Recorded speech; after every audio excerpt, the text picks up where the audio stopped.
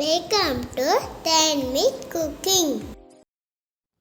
ஹாய்ங்க, இன்றைக்கி நம்ம என்ன பார்க்க போகிறோம்னா வீடியோவில் பால் கேக்கு தாங்க பார்க்க போகிறோம். அது எப்படி செய்யலான்னு பார்க்கலாம் வாங்க.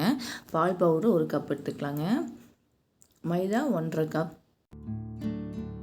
பேக்கிங் சோடா 1/4 டேபிள் ஸ்பூன், ஏலக்காய் பொடி 1/4 டேபிள் ஸ்பூன், நெய் 2 டேபிள் ஸ்பூன், உப்பு 1 பிஞ்சு,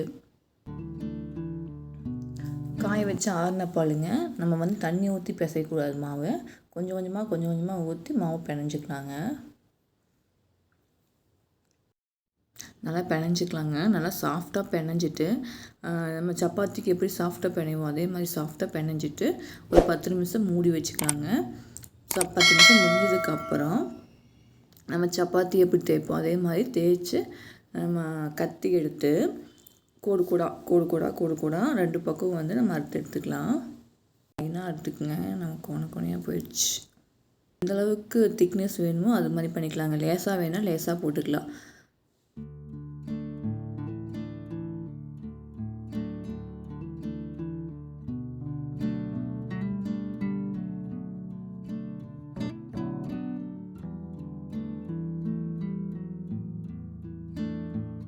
கட் பண்ணி எடுத்தாச்சு. இப்போ ஒவ்வொன்றா எடுத்து ஃப்ளேம் வந்து மீடியம் ஃப்ளேமில் வச்சுக்கோங்க. ஒவ்வொன்றா போட்டு நம்ம எடுத்துக்கலாங்க. போட்டு 2 பக்கம் திருப்பி விடுங்க.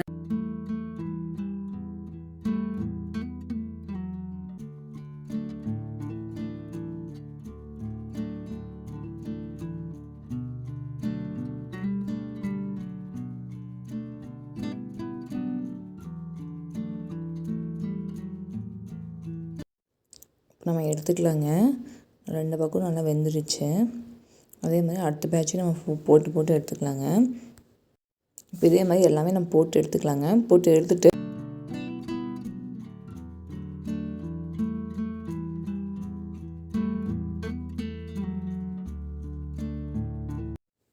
இப்படி ஒரு ஸ்வீட் செஞ்சு பாருங்கள். செஞ்சு பார்த்து கமெண்டில் சொல்லுங்கள். நல்லா ஊறுச்சுன்னா செம டேஸ்ட்டாக இருக்குங்க.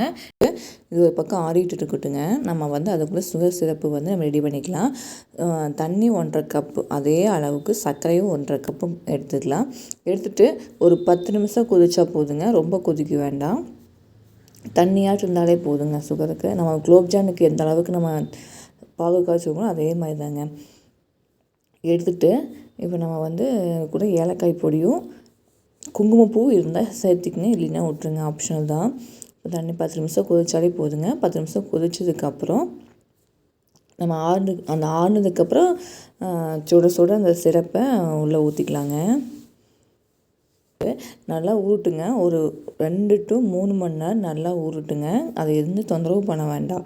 ஆனால் எங்கள் பசங்க அதுக்குள்ளே விடமாட்டின்ட்டாங்க. அதனால் நான் முன்னாடியே எடுத்து நான் உங்களுக்கு வீடியோக்காக நான் கட் பண்ணி காமிச்சிருக்கேன். ஆனால் நல்ல ஊரில் பாருங்கள், நல்லா மாவாக இருக்குது. அவ்வளோதாங்க, ஈஸியாக செஞ்சிடலாம். நீங்கள் செஞ்சு பாருங்கள். கமெண்ட் பண்ணுங்க, சப்ஸ்கிரைப் பண்ணுங்க. பாய் பாய்.